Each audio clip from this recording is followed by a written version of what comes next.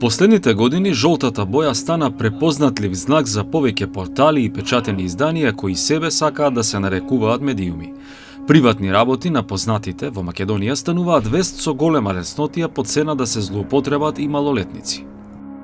Се зачудив прво затоа што увидов прво дека речникот, нели, пишаното не е незино, меѓутоа нужно беше, нели, да се објави со тоа некој да испровоцира реакција, пошто од 2011 година во февруар, од кога сум вратен во Македонија, не сум дозволил било каква провокација од било кој таблоид да му одговорам на било какви прозивки. Пливачот Александра Маленко меѓу последните на своја кожа почувствува кога беше објавено писмо на неговата ќерка од бракот со Сузана Турунџиева со главна поента дека заборавил на неа. Значи, вие први сте ме прашале после толку време, тоа беше пред скоро 23 месеци. Жалосно, значи јас велам нека биде пример, дозволете што ова што сте ме прашале, односно за таа случка, нека биде пример како не треба да се ствара некоја слика, нели, без да се праша другата страна. Меѓутоа, другата страна треба да ја прашате пред да го објавите, ме разбирате, било тоа, па макар и тенденциозно да имате желба. Значи, прашајте и другата страна, направите го после текстот или како сакате, лепите интервјуа и повелете нека суди јавност. Сепак јавните личности мораат да прифатат некој поширок праг на толеранција на навлегување во нивната приватност, но во случаи кога јавноста е потребно да биде информирана за тоа што тие го работат, објаснува професорката Билјана Каревска-Андоновска, која ја анализира оваа област. Нормално не сме никако со пренесувањето на информации кои што навлегуваат во приватниот живот на јавните личности да се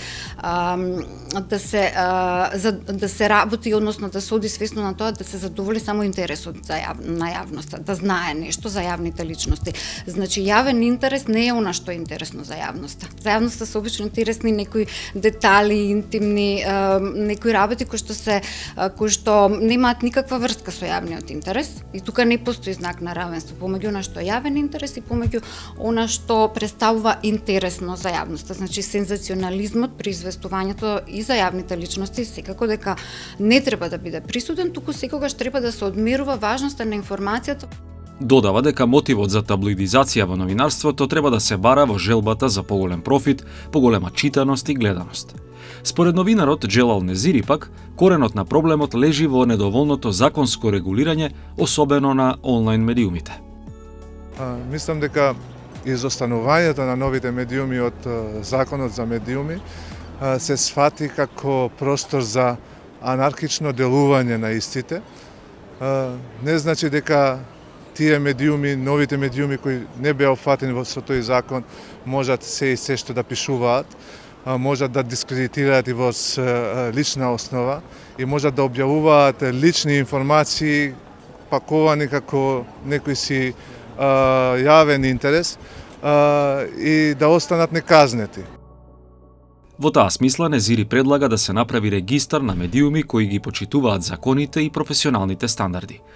Но што ако некоја јавна личност свесно го предизвикува вниманието на медиумите од некои своји причини? Нити јас сум му се јавил на некој таблоид, нити ќе му се јавам, боже мој, с краја да. Јас тенденциозно ништо не правам. Но веројатно, пак викам, сум премногу дозволил да сум искрен и отворен во сите намери и многу природно тоа сум го кажувал во ова општество, рекла казала да е репер за личност. Било приватно, извинете, било професионално.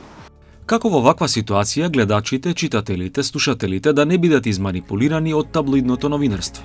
Секоја сензационалистичка избрзана информација, недоволно објективна, пристрасна и така натаму, би требало обичниот граѓанин да ја препознае како информација која што треба да ја провери, можеби, нели пред да и поверува дека е вистина. Јас мислам дека сите информации кои се однесуваат на личноста и кои немаат скоро никаква врска со јавниот интерес, тоа се лични напади на одредени медиуми кон таа личност. Значи тоа Тоа ако содржината не се одвесува со јавниот интерес, мислам дека тоа нема да биде интересно и за самата публика. Еве ти револуција. Револуција. Варвар со национални бои шарена револуција трае геро. Тоа е толку. Тоа е шамар. Колку и да се гледаат интересни ситуациите како оваа, колку и да се за подлабока социолошка анализа, кога се известува за нив, не треба да се сватат како вест.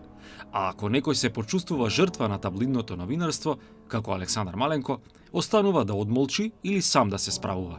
Оти на таквите медиуми се чини ке им треба уште многу време да ја сватат тежината на зборот што го објавуваат. И уште многу повеќе да признаат дека со таблоидизацијата прават трајна грешка и во поставувањето на стандардите кај гледачите и читателите, спуштајќи ги нивните очекувања на најниско можно ниво.